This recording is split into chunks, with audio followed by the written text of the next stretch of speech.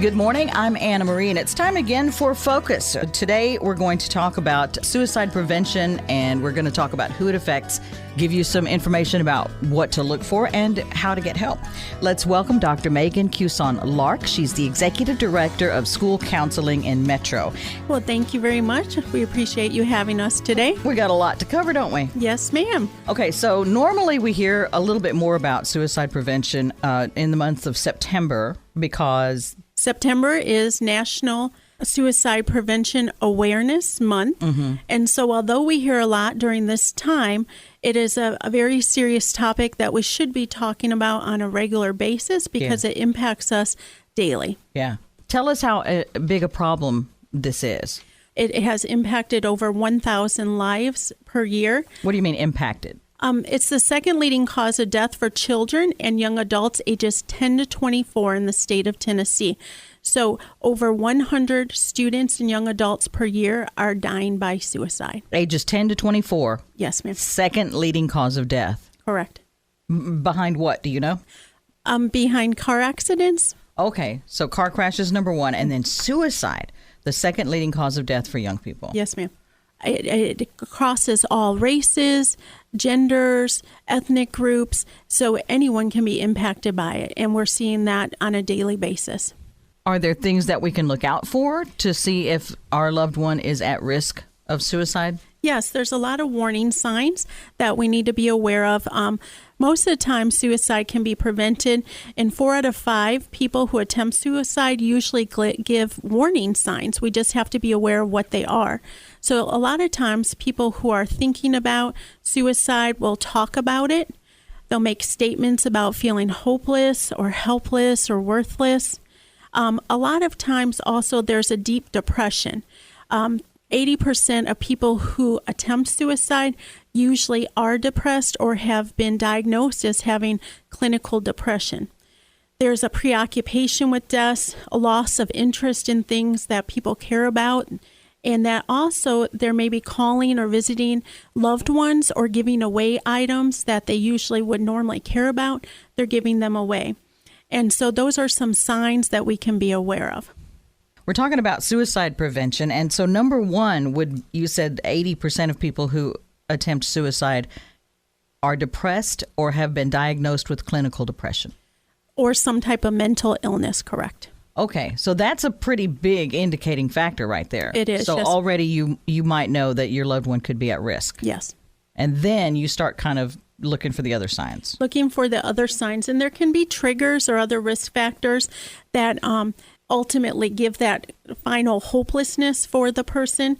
Sometimes if there's like a loss of a loved one, whether it's through death or if sometimes when students or people break up with someone that they've loved or they've gotten divorced, then that can cause it. A loss of a job, anything where there's that grief that can cause that. Sometimes people who also identify as LGBTQIA, which is lesbian, gay, queer, bisexual, transgender, intergender, or asexual, will have a higher risk of attempting suicide. And this may be just due to either not being out about it, people not being accepting of it, or just having anxiety or stress about living as someone who identifies as LGBTI. Okay. So we have a start to kind of be on our guard for those loved ones in our lives who might be at risk. And then what do we do if we think we see the symptoms? Maybe someone seems like they're depressed and just got dumped by their partner. Well, I think the biggest thing is to talk about it. Talk about how they're feeling. Talking about suicide doesn't make someone try to attempt suicide. If anything, you're listening to feelings and their concerns. We want to get help for that person. So if that means if you feel like a person is actively suicidal, they're having current suicidal ideations or thinking about it, then we need to get them help. We can do that either by calling 911, asking for a wellness check, or you can take them to a hospital or maybe one of our walk-in clinics like through Mental Health Cooperative, who does 24 hours a day, 7 days a week assessment, but we need to get them help. once assessed, then from there they can determine what is the best course of action or treatment. So in other words, do they need medication? Do we need counseling? What will be the best way to work through the stress, the anxiety, the depression, whatever it is that's causing those feelings of hopelessness? Because ultimately, people who are having suicidal ideations feel hopeless, and we have to just get past that hopelessness so that they can work through that and know that that is not the final option. So how do people who are considering suicide typically get help? Is it someone else intervening, or is it them reaching out for help? Well, I think we can see it both ways. Since we know that most people try to reach out, it's just a matter of, are we listening? Are we listening and hearing truly what's being said? And so if they're reaching out, sometimes they may say, hey, I'm feeling sad, I'm depressed, I need help, right? That's straightforward. Sometimes in people will see self-harm. So they may be cutting themselves, trying to get out some of the pain. And so those are signs we see where they're self-harming themselves, but not attempting suicide. They're just self-harming. And then other times they'll express it, whether it's in writings, on social media, with their friends. We see that a lot of times friends know, they just don't know how to report it or who to report it to and what to do with the information they have. And so I think that's the biggest thing is people reach out, then we have to just speak out about it. And so in other words, we need to ensure that they get the help they need. And so if you're a young adult, that means telling a parent, a teacher, a school counselor, telling someone who can get them that help. But just don't keep it inside and just don't not speak about it, because we have to ensure that they get the assistance and the help they need. If you're just joining us, I'm Anna Marie, and this is Focus, and we're talking about suicide prevention with Dr. Megan Cusson-Lark. She's the Executive Director of School Counseling in Metro, and we're talking about seeing the signs, seeing the symptoms, seeing somebody asking for help, and making sure that we recognize it and hear it. I've heard people say things like, boy, I almost wish I didn't wake up in the morning. I was thinking about just driving my car off a cliff on the way home, just people being in despair. And so what do you ask them? What do you say? What do you do? Where do I call to get some information on that? Well, I mean, sometimes, obviously, we want someone who has the experience, the clinical experience, to really be able to assess someone to truly do that. And in the school system, when counselors or social workers are made aware that a student is having suicidal ideations, then we have... Is that a suicidal ideation? It could be. So there's other things we look for, like intent, or is there a plan? See, this is what we need. This is what we need as individuals to have in our arsenal, so we can fight this. Right.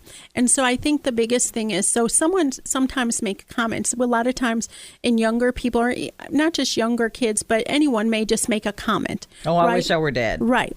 But then with that, then we need to go further. Well, what do you mean by that? Tell me why do you feel that way? Or when you say that, what do you mean?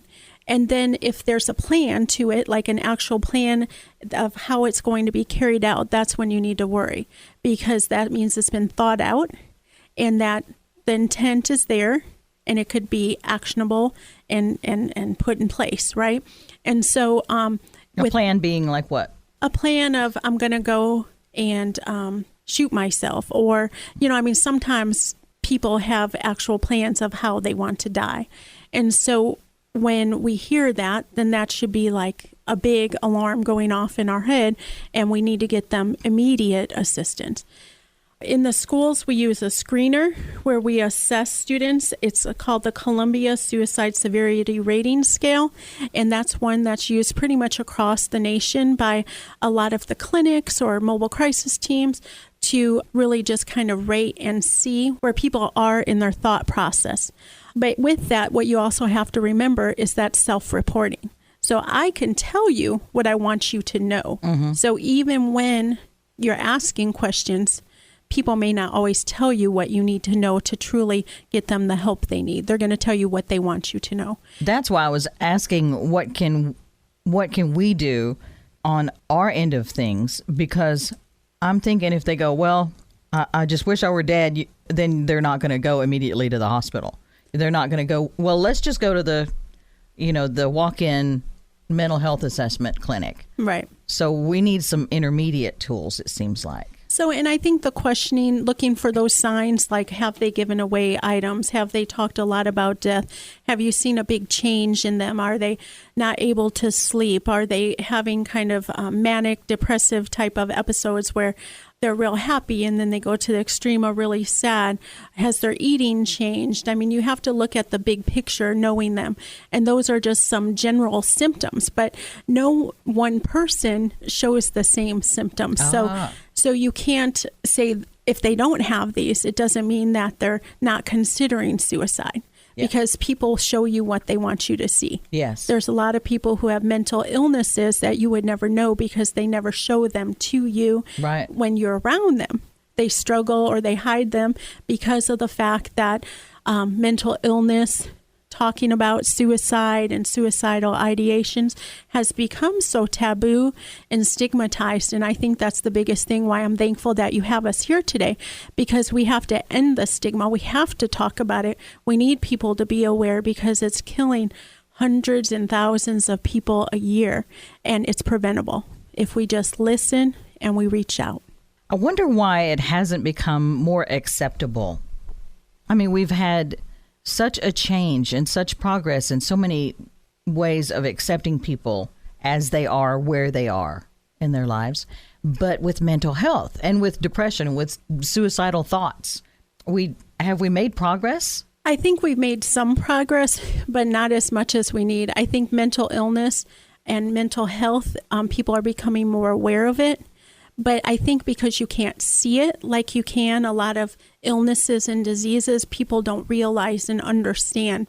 Recently, we had a student pass away in the district, and I had never heard it quite explained like this, but once it was explained by the parent, it made a lot of sense. And, you know, when someone has an illness or cancer, we can try to treat it, right? There's medications we give or chemotherapy. And with mental illness, we do something similar, right? We can give some medications, we can send to counseling, we can do therapy, we can just try to support that person as much as possible as we would someone with a physical illness. But the reality is both illnesses ultimately could take a person's life. And the mom said, the disease got my child. And so when we look at it like that, whether it's mental or physical, they're all sicknesses and illnesses, and we shouldn't be afraid to talk about them because they can impact us and have effects on our families and our friends, just the way a physical illness would, mental health illnesses also can. If you're just joining us, this is Focus, and we're talking about suicide prevention with Dr. Megan Cusson-Lark, the Executive Director of School Counseling in Metro Nashville Public Schools. In Metro? Just in Metro? In Metro. Do people who are depressed or people who are possibly thinking about suicide tend to try and self-medicate, try and take away the pain with drugs or alcohol more than people who are not in such a state of mind? Like any type of illness, people can self-medicate. They can do it with drugs, alcohol. Some people self-harm. There's different addictions, right, that people use to try to fill that void or that hopelessness or whatever it is they're trying to fill. But the reality is, you know, we need to, those are just temporary, right? And eventually the pain or whatever it is we're feeling is still there. And so we really need to work through whatever it is. So if it's mental illness, then we need to, you know, whether it's medication, counseling, whatever, we need to ensure that we get the help that's needed. If it's something deeper than that, past experiences, in schools, we call them ACEs, adverse childhood experiences, that students may have had that are impacting them and making them feel hopeless, then we have to help them work through that, right? And it's teaching them ways to cope, teaching them ways to find hope, because I think ultimately in the end, it's just seeing that there's hope still there. And we have to find out what are those things that are keeping us hopeful and help people recognize that. Because like anyone, mental illness or not, right, we have to have hope for ourselves, for our futures. And it's when we lose that hope that a lot of times you'll see students or people who are considering suicide. And so that's what we want, just people to recognize, to speak out, to make sure you intervene because it is preventable. And I think that's the biggest thing. Sometimes in a lot of diseases and illnesses, we can medicate and we can try to help, and it doesn't make a difference, right? But with suicide, if we know, we can try to prevent. It doesn't mean in the end it's always going to stop, but we can try as hard as possible to prevent it from occurring by just being aware. I like that. I think we need a slogan. It's learn to cope and how to have hope. I think that's very important. And I think maybe that might be part of what is needed. The hope is the biggest thing for me. I mean, teaching young adults and going from the groundwork in the schools, we talk a lot about social emotional learning. And with that, it is teaching kids coping skills. How do you problem solve? How do you communicate? How do you do all of these things? But I think as adults, we also have to learn that sometimes if we haven't been taught that in the past. And the reality is just finding other ways to express ourselves that don't hurt ourselves. Right? Yeah. And to relieve that pain. So hopefully not through self-medication or through self-harm, but we find other mechanisms to cope. Now, when mental illness is involved, obviously it's not quite that easy, but I think if we find ways to get the treatment needed, the counseling needed, then that just is an added layer to try to prevent. Okay, so what about mental illness and suicide prevention? So I think just like we've talked is, mental illness, there's that stigma. We need to ensure people know that there's help out there. And so whether it's depression, anxiety, bipolar, borderline personality, whatever it is, there are numerous mental illnesses that could lead to people feeling hopeless. But there's national organizations such as NAMI, it's the National Alliance on Mental Illness. And with that, there are a lot of stories on their website that talk about people who have overcome, have found courage, and who have spoken out about themselves and their lives of how they've gotten through their mental illness and or their suicidal ideations. And it really just shows their stories of hope and courage and overcoming. And so I think, we don't want to ever think like mental illness just disappears, right? Normally people who are diagnosed with mental illness, it continues throughout the lifetime. And so it's just a matter of how do we work with it and trying to figure out what is the best way for treatment so that we can live a relatively, I won't say normal because I don't think life is normal in the sense, but so we can live our lives in a way that we're at peace, we have hope, and that we can live a life. Yeah, and not only have hope, but have some joy in our life. Correct. Instead of just always having that dread or anxiety hanging over them. And so you said NAMI, National Alliance on Mental Illness. On mental illness. If we're talking about kids, what about suicide with kids? And you were talking about young people between 10 and 24, you said? Right. That being the second leading cause of death. What can we do about that? I think the thing is just to be aware, right? As parents, as friends, to be aware of situations that cause anxiety and stress to young people. A lot of times it may be different than what adults, one thing that to an adult may seem like this is nothing serious, right? But to a young adult or a child, it sends them over the top, right? Yeah. And so we need to be aware of those things that are stressors to them, and also be aware of those signs that we discussed in young adults, because they look similar regardless of the age. In young adults, though, kids who are maybe can't speak or communicate as well, because suicide is going down now to 8, 9-year-olds. We've seen it in the national news.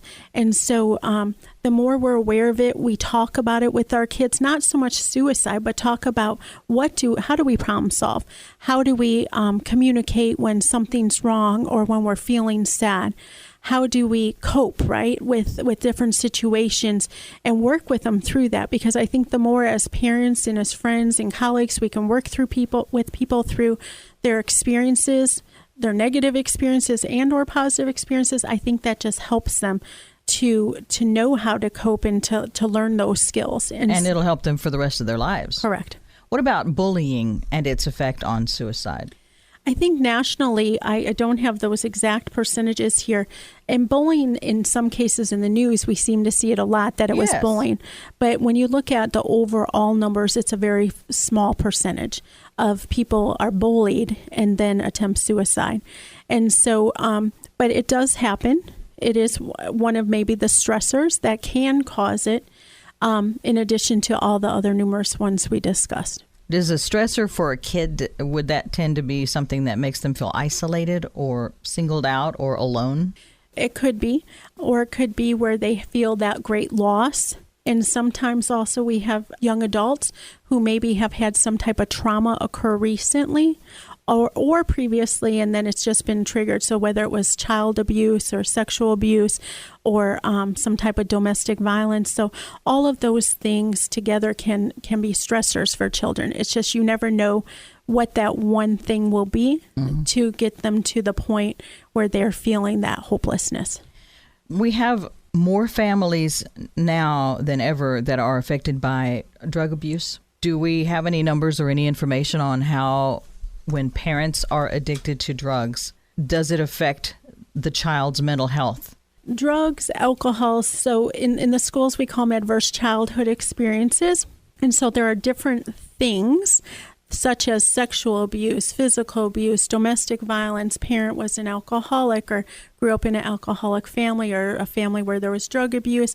So there's a list of about 14, 15 different topics or things that could have occurred within a child's lifetime that negatively impacts them. Mm-hmm. And so with that, we know that it does impact, but our goal is to form kind of like barriers form, buffers form, so it doesn't impact them as much. And what we found is that relationships and building relationships with one or two central people, so it doesn't necessarily have to be a parent. It could be a teacher. It could be a friend's parent. It could be a coach. It could be really anyone, a clergy person. It doesn't matter necessarily who it is, but if they can form one or two strong relationships with someone where they feel connected, where they can go, then we found that actually impacts children and young adults more so. So those who are especially at risk because of these adverse, what did you call it? Adverse childhood experiences. Then if they can at least form a connection with other adults, other figures of authority? It could be any. It could be adults. It could be even someone who's maybe just a couple years older than them, but it's just a relationship where they feel loved, where they feel connected, where they feel valued and feel heard. And so I think that's the most important thing, just a connectedness to someone. So statistics and much research has shown that just building that relationship is a buffer to a lot of those experiences. But then, of course, teaching the coping, the problem solving, the communication, everything that we would do in social emotional learning, that also helps to positively impact a person from those negative impacts they experienced previously. Before we go any further, if you're just joining us, I want to let you know this is Focus. I'm Anna Marie. Our guest is Dr. Megan Cusson-Lark, the Executive Director of School Counseling in Metro, and we're talking about suicide prevention. We want to give you a couple of resources real quickly before we wrap up. Yes, the National Suicide Prevention Lifeline. You can call 1-800-273-TALK. There will be a crisis counselor who will talk you through whatever you are going through. Mm-hmm. Additionally, if you don't want to talk to someone but want to text with them, you can text capital TN for Tennessee to 741-741. And they'll get back with you and hook you up to whoever you need to be talking to. Correct. TN to 741-741. I think we all need to feel loved, valued, connected, and heard. And we all need coping skills. Correct. All of us. And so we're trying to do that with kids in school. That's the goal. So through Metro Nashville Public Schools is strongly focused on social emotional learning, and as social emotional learning, it's called. It's SEL, and with that, you're really just trying to teach young adults social skills. We call them emotional skills, but like coping would be one of them, and that has shown great impact. So, not to get too technical here, but like Maslow. he talked about this pyramid, this triangle, right? And that there's different needs. And from the bottom, it's like food and water and shelter and love.